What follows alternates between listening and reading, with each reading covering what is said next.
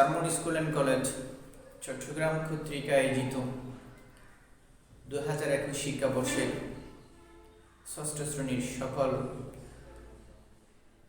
শিক্ষার্থীকে জানাই আমার শুভেচ্ছা এবং অভিনন্দন। আমরা 2020 সালের যেভাবে ধারাবাহিকতা অনলাইন ক্লাসের যে করোনাকালীন সমস্যার কারণে আমরা অনলাইন ভিত্তিক যে ক্লাস পরিচালনা করে আসতেছি টিকে তারও ধারাবাহিকতায় 2021 শিক্ষাবর্ষে আজকে ষষ্ঠ শ্রেণীর সাথে আমার প্রথম ক্লাসে আমি হাজির হয়েছি। তোমাদের এই পরিচিত স্যার, শিক্ষক এবং যারা নতুন শিক্ষার্থীদেরকে আমার পরিচয়টা আমি জানাচ্ছি আগে। আমার নাম হচ্ছে তারেক আজিজ, সহকারী শিক্ষক, Bangla, Sarmon school and college Chattogram. আমি তোমাদের মাঝে হাজির হয়েছি আজকে তোমাদের যে ষষ্ঠ শ্রেণীর বাংলা ব্যাকরণ ও নির্মিতি বইয়ের পাঠ ধ্বনিতত্ত্ব পাঠ নিয়ে তোমাদের মাঝে আমি হাজির হয়েছি। যে জিনিসটা আমাদের জন্য অত্যন্ত গুরুত্বপূর্ণ। আমি আগে ওই বইয়ের ভিতরে যাওয়ার আগে আমি কিছু বেসিক আলোচনা করব তোমাদের মাঝে। কারণ আমি লিখলাম বাংলা ব্যাকরণ ও নির্মিতি। আমরা জানি আমাদের যে বাংলা ব্যাকরণ অংশ এবং আরেকটা হচ্ছে নির্মিতি অংশ। এই বাংলা ব্যাকরণ অংশ থেকে আসবে এমসিকিউ এবং নির্মিতি থেকে আসবে তোমার লিখিত জিনিসগুলো। তো আমরা একটু ভালো করে জানার জন্য এই ধ্বনিতত্ত্ব জিনিসটা আমরা একটু ভালো করে দেখব। অবশ্যই তোমরা দেখার সাথে সাথে তোমরা নির্দিষ্ট যে একটা বোর্ড বই রয়েছে ওই বোর্ড বইটা তোমরা হাতে নিবা। এরপরে একটা নোটেট করার জন্য তোমরা একটা খাতা নিয়ে অবশ্যই ভিডিওটা দেখার জন্য আমি তোমাদেরকে অনুরোধ করতেছি। যেহেতু তোমরা এই যে একটা আমাদের করোনাকালীন কারণে আমরা সরাসরি যেহেতু ক্লাস কক্ষে আসা থেকে এখনো বিরত আছি, কিন্তু আমরা তার ধারাবাহিকতাকে ধরে রাখার জন্য আমরা অনলাইনে তোমাদেরকে এই যে পাঠদান দেওয়ার চেষ্টা করে যাচ্ছি তোমাদের সুবিধার্থের জন্য। এখন দেখো, আমি একটু বাংলা ব্যাকরণ সম্পর্কে আলোচনা করব। আগে আমি আলোচনা করব শুধুমাত্র ব্যাকরণ। একটু খেয়াল করতে হবে সবাইকে। ব্যাকরণ, এই যে এই ব্যাকরণ শব্দটা হচ্ছে আমরা পেয়েছি কোথা থেকে, তাহলে আমাদেরকে জানতে হবে এটা সংস্কৃত শব্দ অথবা তৎসম শব্দ। এটা তৎসম থেকে বাংলায় এসেছে। কোথা থেকে? তাহলে তৎসম শব্দ থেকে, এটা হচ্ছে কোন ধরনের শব্দ? তৎসম শব্দ থেকে বাংলায় ব্যাকরণ শব্দটা এসেছে। ব্যাকরণটা হচ্ছে, এই ব্যাকরণ হয় ভাষার সংবিধান। তাহলে ব্যাকরণটা কার সংবিধান? ভাষার সংবিধান। আমাদেরকে খেয়াল রাখতে হবে ব্যাকরণটা হচ্ছে কোন শব্দ থেকে আসলো? এটা তৎসম শব্দ থেকে আসলো। ব্যাকরণটা কার সংবিধান? ভাষার সংবিধান। এখন আমি ব্যাকরণ বলতে পৃথিবীর প্রতিটা ব্যাকরণকে বোঝায়। নির্দিষ্ট স্পেসিফিক কোন ব্যাকরণের কথা আমি বলতে না, পৃথিবীতে যতগুলো ব্যাকরণ অর্থাৎ যতগুলো ভাষা আমরা দেখতে পাই, ইংরেজিতে বলে ইংরেজি গ্রামার, আরবি বলো, ফার্সি বলো, এই আরবি ফার্সি একটা কি রয়েছে, তাদের ব্যাকরণ রয়েছে। আমি শুধু এখন আলোচনা করতেছি প্রথমে ব্যাকরণ নিয়ে, এরপর আলোচনা করব বাংলা ব্যাকরণ কি এটা নিয়ে। তাহলে ব্যাকরণটা হচ্ছে আমরা পেয়েছি কোন ধরনের শব্দ থেকে? তৎসম শব্দ। তাহলে ব্যাকরণটা হচ্ছে সংবিধান, হচ্ছে কার? ভাষার সংবিধান। ব্যাকরণটার গঠন কিভাবে হয়েছে? এই ব্যাকরণ শব্দটা গঠন হয়েছে কিরকম? বি যুগ আ যুগ ক্রি যুগ অন। এই যে ব্যাকরণ, এটা হচ্ছে গঠন হয়েছে ভাবে, শব্দটা গঠিত হয়েছে, তার গঠন এরকম করে গঠন হয়েছে। শব্দটা গঠন হয়েছে বি যুগ আ যুগ ক্রি যুগ অন। ব্যাকরণ, এই ব্যাকরণ শব্দের যে অর্থটা, এর শব্দের যে অর্থ হচ্ছে বিশেষভাবে বিশ্লেষণ, বিশেষভাবে বিশ্লেষণ করা, বিশ্লেষণ। তাহলে এর অর্থ ব্যাকরণ শব্দের শব্দের অর্থ হচ্ছে কি বিশেষভাবে বিশ্লেষণ। তাহলে দেখো ব্যাকরণ শব্দের অর্থ আমরা পেয়েছি কি বিশেষভাবে বিশ্লেষণ। ব্যাকরণ শব্দটা কার সংবিধান? ভাষার সংবিধান। ব্যাকরণ শব্দটার গঠন কিভাবে দেখেছি আমরা? বি যুগ আ যুগ ক্রি যুগ অন ব্যাকরণ। তাহলে ব্যাকরণ শব্দের অর্থ পেয়েছি আমরা কি বিশেষভাবে বিশ্লেষণ। এখন এই ব্যাকরণ শব্দটা আমাদের কাছে কোন শব্দ থেকে আসলো? তৎসম শব্দ থেকে আসলো। কোন শব্দ থেকে আসলো? তৎসম শব্দ থেকে আমাদের মাঝে ব্যাকরণ শব্দটা আসলো। অর্থাৎ বাংলা শব্দের ক্ষেত্রে ব্যাকরণ শব্দটা তৎসম শব্দ থেকে আসলো। এরপর দেখবেন আমরা ব্যাকরণের কাজ, অর্থাৎ এই ব্যাকরণের কাজ কি? এটা হচ্ছে ব্যাকরণের কাজ হচ্ছে দুইটা আমরা দেখতে পাবো, কাজ পাবো দুইটা। একটা হচ্ছে ভাষাকে নিয়ন্ত্রণ করা, নিয়ন্ত্রণ করা। তাহলে কাকে নিয়ন্ত্রণ করা? ভাষাকে নিয়ন্ত্রণ করা। আরেকটা কাজ হচ্ছে ভাষা অভ্যন্তরীণ শৃঙ্খলা বজায় রাখা।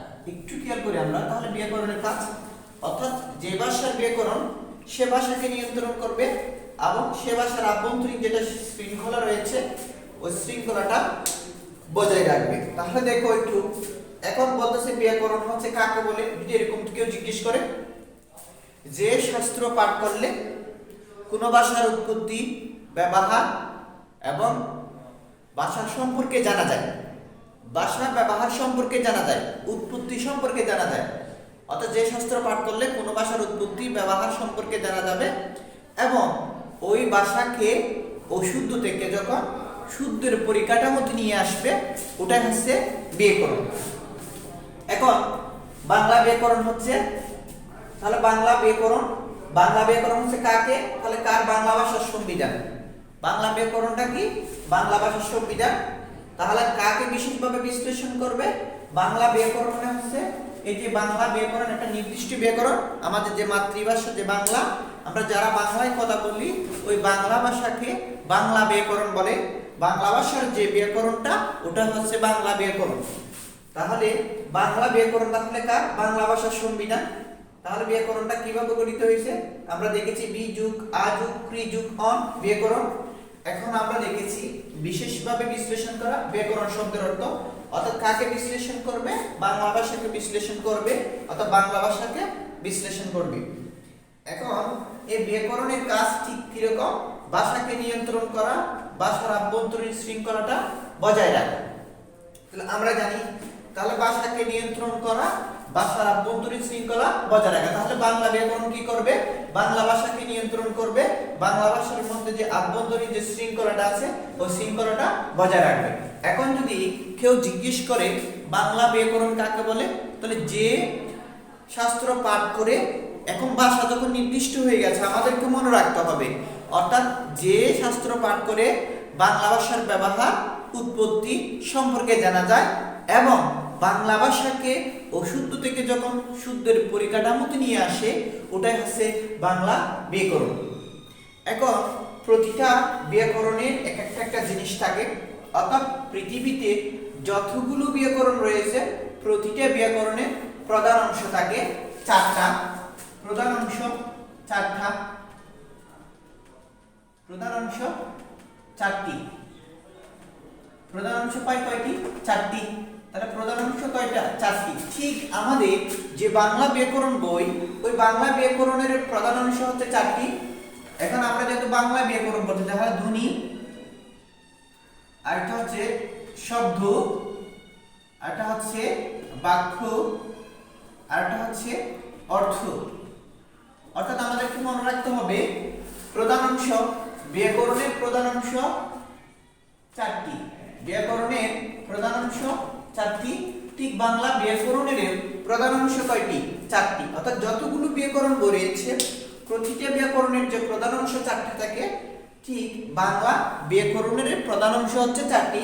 এটা হচ্ছে ধ্বনি, এটা হচ্ছে শব্দ, এটা হচ্ছে বাক্য, এটা হচ্ছে অর্থ। তাহলে প্রধান আলোচ্য বিষয়ও চারটি। প্রধান আলোচ্য বিষয়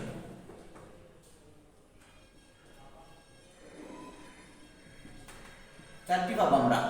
অর্থাৎ প্রতিটা ব্যাকরণের প্রধান আলোচ্য বিষয় কয়টা? চারটি। ঠিক বাংলা ব্যাকরণের প্রধান আলোচ্য বিষয় কি? চারটি। কি কি দেখো, ধ্বনিতত্ত্ব, এটা হচ্ছে শব্দতত্ত্ব। আমরা দেখতে পাবো শব্দতত্ত্বের অপর নাম আমরা এখানে দেখব রূপতত্ত্ব। এরপরে আমরা দেখব বাক্যতত্ত্ব। বাক্যতত্ত্বের অপর নাম হচ্ছে পদক্রম। এরপরে আমরা আটা দেখতে পাবো অর্থতত্ত্ব। এই দেখো, অর্থাৎ পৃথিবীতে যতগুলো ব্যাকরণ রয়েছে তার প্রধান অংশ চারটি। ঠিক বাংলা ব্যাকরণের প্রধান অংশ কয়টি? চারটি। ধ্বনি, শব্দ, বাক্য, অর্থ। ঠিক পৃথিবীতে যতগুলো ব্যাকরণ রয়েছে ওই ব্যাকরণের প্রধান আলোচ্য বিষয় কয়টি? চারটি। ঠিক বাংলা ব্যাকরণের প্রধান অংশ হচ্ছে কয়টি? চারটি। একটা হচ্ছে ধ্বনিতত্ত্ব, আরটা হচ্ছে শব্দতত্ত্ব, শব্দতত্ত্বের অপর নাম হচ্ছে রূপতত্ত্ব, আরটা হচ্ছে বাক্যতত্ত্ব, বাক্যতত্ত্বের অপর নাম হচ্ছে পদক্রম, আরটা হচ্ছে অর্থতত্ত্ব। তো আমরা এগুলো আবার বিস্তারিত আলোচনা আছে যেগুলো আলাদা আলাদা কতগুলো বিষয় নিয়ে ধ্বনিতত্ত্ব আলোচনা করে, শব্দতত্ত্ব আলোচনা করে, রূপতত্ত্ব আলোচনা করে, বাক্যতত্ত্ব আলাদা আলাদা বিষয় নিয়ে, অর্থতত্ত্ব আলাদা আলাদা বিষয় নিয়ে আলোচনা করে। আবার এভাবে করে যখন আমরা দেখব বাংলা ব্যাকরণের সার্বিক আলোচ্য বিষয় আমরা 6টা পাবো। সার্বিক যখন বলা হবে সার্বিক আলোচ্য বিষয় 6টি। সার্বিকের ক্ষেত্রে হয় কয়টি? 6টি। সাধারণের ক্ষেত্রে 3টি। সাধারণ আলোচ্য বিষয়, সার্বিক আলোচ্য বিষয় 6টি দেখবো আমরা, সাধারণ আলোচ্য বিষয় 3টি দেখবো। দেখো সার্বিক আলোচ্য বিষয়ের মধ্যে আমরা দেখতে পাই কি কি? ধ্বনিতত্ত্ব, শব্দতত্ত্বের অপর নাম হচ্ছে রূপতত্ত্ব, বাক্যতত্ত্ব, পদক্রম, অর্থতত্ত্ব, আর একটা হচ্ছে অভিধান তত্ত্ব। এটা হচ্ছে সার্বিকের মধ্যে পড়ছে। অর্থাৎ সার্বিক 6টার মধ্যে 5 নম্বর অভিধান তত্ত্ব। অভিধান তত্ত্ব। এরপর হচ্ছে ছন্দ ও অলংকার। ছন্দ ও অলংকার, এগুলো হচ্ছে সার্বিক আলোচ্য বিষয় 6টি।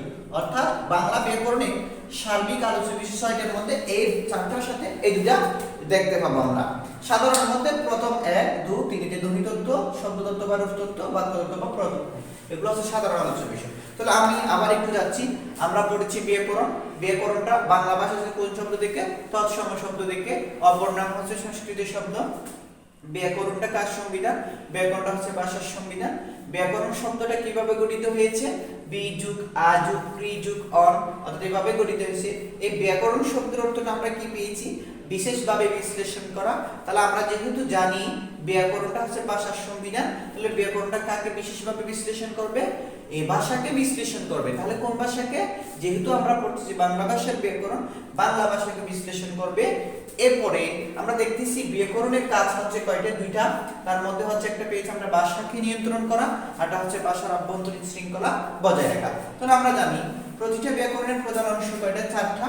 ঠিক বাংলা ব্যাকরণের প্রধান অংশ 4টি রয়েছে। এগুলো কি কি আমরা দেখেছি? ধ্বনি, শব্দ, বাক্য, অর্থ। এরপর আমরা পেয়েছি প্রধান আলোচ্য বিষয় 4টি। কি কি? ধ্বনিতত্ত্ব, শব্দতত্ত্ব, শব্দতত্ত্বের অপর নাম আমরা কি পেয়েছি? রূপতত্ত্ব। আরটা পেয়েছি আমরা কি?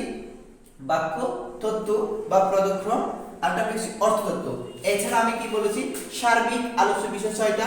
কি কি? ধ্বনিতত্ত্ব, শব্দতত্ত্ব বা রূপতত্ত্ব, বাক্যতত্ত্ব বা পদক্রম, অর্থতত্ত্ব, এরপর অভিধান তত্ত্ব, ছন্দ ও অলংকার। এরপর সাধারণ আলোচ্য বিষয় আমরা দেখতে পাবো 3টা। কি কি? ধ্বনিতত্ত্ব, শব্দতত্ত্ব বা রূপতত্ত্ব, আরটা হচ্ছে বাক্যতত্ত্ব বা পদক্রম। এগুলো হচ্ছে ব্যাকরণ। তাহলে আমরা এখন জেনেছি ব্যাকরণ কাকে বলে। অর্থাৎ যে শাস্ত্রটা পাঠ করলে এখন নির্দিষ্ট করে কোনো ভাষাকে বলা নাই, শুধু ব্যাকরণ বললে একটা কথা। আবার বলে বাংলা ব্যাকরণ কাকে বলে। যদি বাংলা ব্যাকরণ কাকে বলে এভাবে যদি কেউ প্রশ্ন করে বা কোনো প্রশ্নের মধ্যে যদি আসে, তাহলে আমাদেরকে লিখতে হবে যে শাস্ত্র পাঠ করে বাংলা ভাষার উৎপত্তি ব্যবহার সম্পর্কে জানা যায় এবং বাংলা ভাষাকে শুদ্ধ থেকে শুদ্ধের পরিকাঠামোতে নিয়ে আসে, ওটা হচ্ছে বাংলা ব্যাকরণ। শুধু যদি ব্যাকরণ বলে যে শাস্ত্র পাঠ করলে কোনো ভাষার উৎপত্তি ব্যবহার সম্পর্কে জানা যায় এবং ওই ভাষা অশুদ্ধ ভাষাকে অশুদ্ধ থেকে শুদ্ধের পরিকাঠামোতে নিয়ে আসে, ওটা হচ্ছে ব্যাকরণ। তাহলে দুই ধরনের। তাহলে আমরা আজকের যে বিষয়টা আমরা আলোচনা করতে যাব, আমি কিন্তু এই ধারাবাহিক আলোচনা করব। এই ধারাবাহিক আলোচনার মধ্যে যেহেতু প্রথম আমাদের যে ক্লাসটা আজকে উদ্বোধনী ক্লাস, অর্থাৎ 2021 শিক্ষাবর্ষের জন্য যেহেতু উদ্বোধনী ক্লাস, আমি শুধুমাত্র ব্যাকরণের এই পরিচিতিটা দিলাম, অর্থাৎ যেটুকু তোমাদের প্রয়োজন ততটুকু আমি পরিচয় দিয়েছি ব্যাকরণে। অবশ্যই যখন আমরা ধারাবাহিকভাবে আলোচনা করব পার্ট টু পার্ট, তো আমাদের প্রধান আলোচ্য বিষয় ধ্বনিতত্ত্ব রয়েছে। তো আমি তোমাদের যে বইয়ের মধ্যে নির্দিষ্ট যে জিনিসগুলো রয়েছে, পরবর্তী ক্লাসে আমি তোমাদের ওই ধ্বনিতত্ত্বের জিনিসটা নিয়ে আলোচনা করব। আবার সবাইকে আবারও এই 2021 শিক্ষাবর্ষের প্রথম ক্লাসে অভিনন্দন জানিয়ে এবং সবাইকে যে আমার ভালোবাসা জানিয়ে, যে যারা অভিভাবক বৃন্দ রয়েছে তাদেরকে আমার সালাম জানিয়ে আমি এখানে বিদায় নিচ্ছি। সবাইকে সর্বশেষ আসসালামু আলাইকুম ওয়া রাহমাতুল্লাহি ওয়া বারাকাতুহু।